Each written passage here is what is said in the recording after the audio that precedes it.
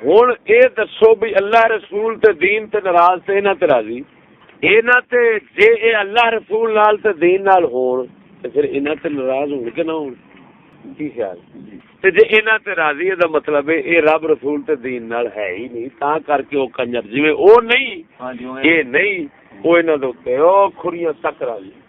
ਸੰਗੀਆ ਬੱਚਾ ਤੇ ਉਹ ਕਹਿੰਦਾ ਜੀ ਇੱਥੇ ਜਾਗੂ ਵਾਲਾ ਇਹਦੇ ਨਾਲ ਪੱਤੋ ਦੇ ਨਾਲ ਸੁੰਨੀ ਤਾਰੀਖ ਕਹਿੰਦੇ ਮੈਂ ਇਹਨਾਂ ਦੇ ਨਾਲ ਧੁਨੀ ਤਰੀਕ ਲਿਖਿਆ ਇਹਨਾਂ ਦਾ ਕਸੂਰ ਹੈ। ਉਹ ਕਹਿੰਦਾ ਵੇਖੋ ਅੱਲਾਹ ਦਾ ਕੁਰਾਨ ਫਰਮਾਂਦਾ ਹੈ वल्लज़ीना मअहू अशिद्दाउ अलल कुफ़्फ़ार रुहमाउ बैनहुम, ਜਿਹੜੇ ਹਜ਼ੂਰ ਦੇ ਮੂਮਿਨ ਨੇ ਹਜ਼ੂਰ ਦੇ ਬੇਲੀ ਨੇ ਉਹ ਕਾਫਰਾਂ ਤੇ ਸਖਤ ਨੇ ਤੇ ਆਪਸ ਵਿੱਚ ਮਿਹਰਬਾਨ ਨੇ। ਉਹਨੇ ਕਿਹਾ ਦੇਖੋ ਅਸਾਂ ਕਿਵੇਂ ਅਮਲ ਕੀਤਾ ਕੁਰਾਨ ਤੇ, ਸਾਵੀ ਪੱਗ ਵਾਲੇ ਨਰਮ ਨੇ ਧੁਨੀ ਤਰੀਕ ਵਾਲੇ ਸਖਤ ਨੇ।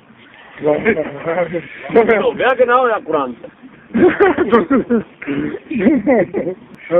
ਇੱਕ ਟੋਲਾ ਸਖਤ ਹੋ ਗਿਆ, ਇੱਕ ਨਰਮ ਹੋ ਗਿਆ। और मैनू उस जो बंदे दसिया कि उन्हें ये आख्या है, मैं आखो शुक्र है वाह वाह सोने रब्बा अस उन्हें हकीकत जरा गौर करिए तो उन्हें हरी पग वालियां भी काफिर कह दिता है, इन्होंने भी काफिर कहा, आप भी काफिर कह गया जी। वो किवें? मैं कहा जी लो हुणे मैं क्या अल्लाह ताला ने जिहड़ा फरमाया कि मोमिन काफिरां ते सख्त हुंदा है ते मोमना ते नरम होंदा है। इवें मैं क्यों ਇਹਦਾ मतलब ਇਹ ਹੈ कि मोमिन ਦੇ अंदर दो सिफतां ਹੁੰਦੀਆਂ ਨੇ।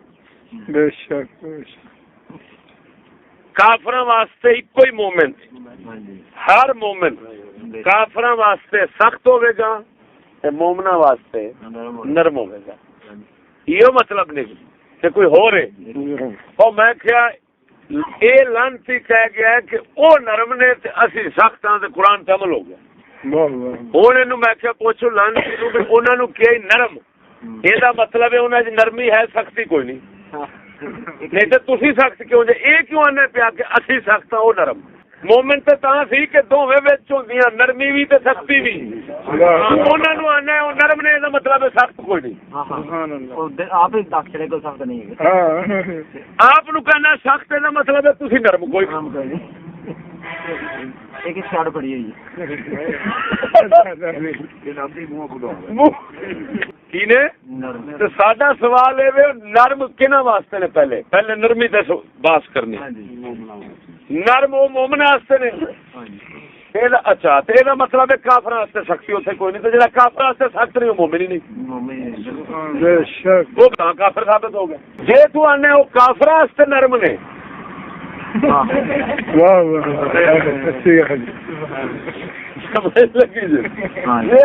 ਕਾਫਰ ਵਾਸਤੇ ਸਖਤ ਨਰਮ ਨੇ ਤੇ ਤਾਂ ਵੀ ਮੁਨਾਫਿਕ ਕਾਫਰ ਬਣ ਗਏ। ਕਾਫਰ ਵਾਸਤੇ ਨਰਮ ਮੂਮਿਨ ਨਹੀਂ ਹੋ ਸਕਦਾ, ਉਹ ਤਾਂ ਕੁਰਾਨ ਫਰਮਾ ਦਿੰਦਾ। ਤੁਸੀਂ ਹੋ ਗਏ ਸਖਤ। ਹੁਣ ਉਹ ਬਾਤ ਅਸਾਂ ਫਿਰ ਇੱਧਰ ਲਿਆਵਾਂਗੇ ਤੁਹਾਡੇ ਵਾਲੇ ਕੋਲ ਵੀ ਤੁਸੀਂ ਆਖਿਆ ਅਸਾਂ ਸਖਤ ਹਾਂ। ਹੁਣ ਦਾ ਸਖਤ ਮੂਮਿਨਾਂ ਵਾਸਤੇ ਜੇ ਜਾਂ ਕਾਫਰਾਂ ਵਾਸਤੇ ਜੇ? ਇਹਦੀ ਨੀਅਤ ਕੀਤੀ ਅੰਦਰੋਂ ਮਾਸ਼ਾਅੱਲਾ ਸਹੀ ਬਾਤ। ਜੇ ਤੇ ਹੈ ਜੇ ਮੂਮਿਨਾਂ ਵਾਸਤੇ ਸਖਤ ਤਾਂ ਤੁਸੀਂ ਕਾਫਰ ਬਣੇ। ਮੂਮਿਨ ਦੀ ਸ਼ਾਨ ਸੀ ਮੂਮਿਨਾਂ ਵਾਸਤੇ ਨਰਮ। ਜੇ ਤੁਸੀਂ ਆਂਦੇ ਹੋ ਅਸਾਂ ਕਾਫਰਾਂ ਵਾਸਤੇ ਸਖਤ ਆ ਤੇ ਮੂਮਿਨਾਂ ਵਾਸਤੇ ਨਰਮ ਕੋਈ ਨਹੀਂ, ਫਿਰ ਸਖਤ ਜੋ ਹੋ ਗਿਆ ਸਾਰੇ ਤੇ ਨਰਮੀ ਤੁਹਾਡੇ ਜਾਏ ਕੋਈ ਨਹੀਂ। ਤੇ ਮੂਮਿਨ ਦੀ ਸ਼ਾਨ ਹੈ ਫਾਰੂਕ ਆਜ਼ਮ ਕਾਫਰਾਂ ਵਾਸਤੇ ਸਖਤ ਸੀ, ਮੂਮਿਨਾਂ ਵਾਸਤੇ ਨਰਮ। ਇਹ ਨਹੀਂ ਕਿ ਸਹਾਬਾ ਕਿਰਾਮ ਇੰਜ ਸਨ ਕਿ ਹਾਂ ਭਾਈ ਤੂੰ ਅਲੀ ਹੈ, ਆਹੋ ਤੂੰ ਕਾਫਰਾਂ ਵਾਸਤੇ ਸਖਤ ਹੈ ਕਿ ਨਰਮ ਹੈ? ਮੈਂ ਸਖਤ ਹਾਂ, ਤੂੰ ਪਾਸੇ ਹੋ ਜਾ। ਕੀ ਗੱਲ ਸੀ? ਵੰਡ ਪਾ ਲਈ, ਵੰਡ ਪਾ ਲਈ। ਮੈਂ ਕਿਹਾ ਕੀਤੀ ਅਸਲ ਤੁਸਾਂ ਰੱਬ ਕਢਾਇਆ ਤੇਰੇ ਮੂੰਹ ਚੋਂ, ਤੇਰਾ ਕੁਫਰ ਲੁਕਿਆ ਸੀ, ਰੱਬ ਨੇ ਜ਼ਾਹਿਰ ਕੀਤਾ। ਅਸਾਂ ਇਹੋ ਹੀ ਆਂਦੇ ਸਾਂ। ਹੁਣ ਮੈਂ ਤੁਹਾਡੀ ਹਕੀਕਤ ਮੈਂ ਕਿਹਾ ਦਲਿਆ ਤੂੰ ਬਿਲਕੁਲ ਸਹੀ ਆਖੇ, ਸਾਵੀ ਪੱਗ ਵਾਲੇ ਨਰਮ ਨੇ ਔਰ ਕਾਫਰੋਂ के लिए नरम ने। असा वेख रहे हैं तां करके काफरां दे खिलाफ बोलण नहीं दिंदे। तुसी मोमना वास्ते सख्त जे तां करके साडा उत्थे एक संगी रहिंदा है बरादरी दा पता नहीं की जिहड़ा आया इत्थे ते ਉਹਨੂੰ ਨਾ ਆਖਿਆ ਕਿ ਚੁੱਪ ਕਰ ਜਾ, ਤੈਨੂੰ ਅਸਾਂ ਚੁੱਕ ਲਾਂਗੇ। ਮਾਲੂਮ ਹੋਇਆ ਮੋਮਨਾਤ ਤੇ ਬਿਲਕੁਲ। ਮੈਂ ਕਿਹਾ ਪੁੱਤਰ ਅਸਾਂ ਤੁਹਾਨੂੰ ਐਵੇਂ ਦਹਿਸ਼ਤ ਕਰਨਾ ਦਾ ਟੋਲਾ ਆਉਂਦੇ ਕਾਫਰਾਂ ਦਾ। ਮੈਂ ਸਿਪਾਹੀ ਸਾਹਿਬਾਂ ਦੇ ਸਵਾਲ ਉਠਾਇਆ ਸੀ। ਮੈਂ ਕਿਹਾ ਕੁੱਤੀ ਦੇ ਬੱਚੇ ਦੱਸ ਤੁਹਾਡੇ ਕੋਲ ਅਸਲਾ ਹੈ? ਸਿਪਾਹੀ ਸਾਹਿਬਾਂ ਕੋਲ ਅਸਲਾ ਹੈ ਕਿ ਨਹੀਂ? ਸ਼ੀਆਂ ਕੋਲ ਅਸਲਾ ਹੈ ਕਿ ਨਹੀਂ? ਜਿਹੜਾ ਅੱਗੇ ਵਿੱਚੋਂ ਅਲੀਪੁਰ ਵਾਕਿਆ ਹੋਇਆ ਤੁਹਾਨੂੰ ਨਹੀਂ ਪਤਾ? ਮਲਕ ਇਸਹਾਕ ਇਹਨਾਂ ਦਾ ਸਦਰ ਸਿਪਾਹੀ ਸਾਹਿਬਾਂ ਦਾ। ਹੁਣ ਮੈਂ ਸਿਪਾਹੀ ਸਾਹਿਬਾਂ ਤਾਰਫ ਵਾਸਤੇ ਕਹਿ ਰਿਹਾ, ਇਹ ਨਹੀਂ ਕਿ ਬਾਕੀ ਸਾਹਿਬਾਂ ਦੇ ਸਿਪਾਹੀ ਨੇ, ਇਹ ਭੈਣ ਯੱਕਾਂ ਦੇ ਸਿਪਾਹੀ ਨੇ। ਗੱਲ ਸਮਝ ਲੱਗੀ? ਗੱਲ ਹੋਈ ਕਿ ਇੱਕ ਬੰਦਾ ਉਹ ਵਕੀਲ ਹੈ ਮੇਰਾ ਮਿਲਣ ਵਾਲਾ ਮੁਲਤਾਨ ਦਾ, ਤੇ ਉਹ ਨਾ ਮੈਨੂੰ ਸੁਣਾਵੇ ਮੇਰਾ ਬੱਚਿਆਂ ਦਾ ਨਾਨਾ ਜਿਹੜਾ ਨਾ ਉਹ ਪੁੱਛਦਾ ਬੱਚਿਆਂ ਨੂੰ ਕਿ ਯਾਰ ਇਹ ਸਿਆਸਤ ਕਿਹਨੂੰ ਆਉਂਦੇ ਨੇ ਬੱਚਿਓ? ਅਸੀਂ ਉਹਨਾਂ ਆਖਿਆ ਜੀ ਸਿਆਸਤ ਇਹਨੂੰ ਕਹਿੰਦੇ ਨੇ ਬਈ ਕਹੀਏ ਹੋਰ ਤਾਂ ਕਰੀਏ ਹੋਰ।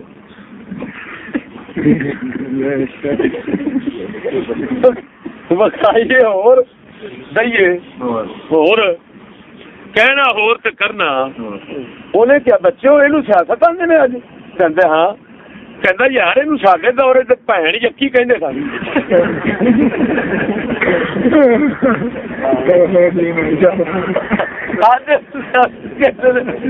ਯਾਰ ਉਹਨੇ ਸਹੀ ਨਾ ਸਹੀ ਉਹਨੇ ਲੱਭੀ।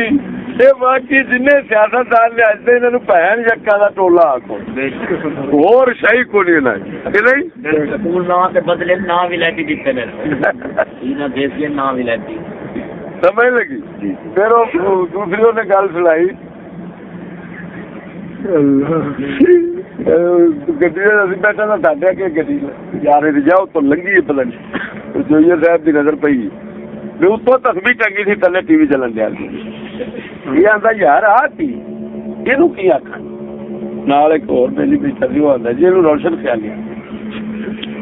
ਉਹ ਨਾਲ ਜਿਹੜਾ ਵਕੀਲ ਸਾਹਿਬ ਬੈਠਾ ਸੀ ਨਾ ਉਹ ਆਂਦਾ ਨਹੀਂ ਯਾਰ ਇਹਨੂੰ ਕਹਿੰਦੇ ਨੇ ਸਿਰ ਸਜਦੇ में गांठ दगाबाजी में। ਸਹੀ ਬਣ